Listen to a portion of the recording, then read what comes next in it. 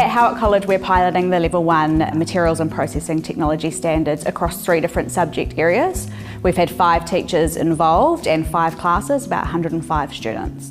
Design thinking makes up a large part of the 1.1 internal, and it's a 5-step process where students work through solving a problem, collaborating with an end user. So the students have been assessed more on that process rather than the perfect outcome. It's a slower process, and there's a chance for students to really delve quite deep into problem solving.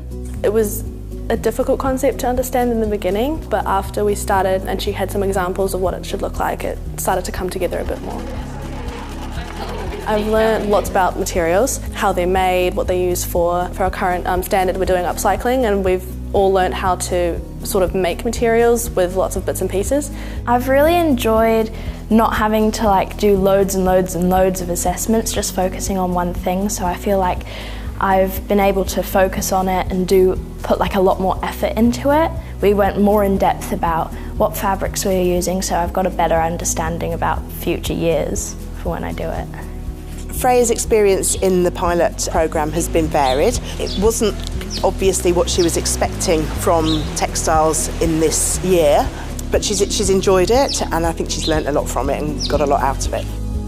My classroom's probably been the messiest it has ever been, and that's really due to a lot of trial and error and giving something a go to see if it works.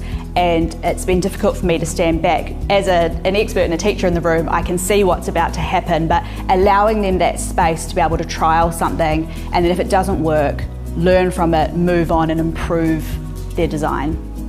I have absolutely loved this class, and personally I really enjoyed that we got to take on bigger projects and only 2 internals and 2 externals. It's taken off the stress and the pressure of getting everything right, because you can go back and change stuff during the middle of the project or the end, and so it's just really helped with anxiety with school.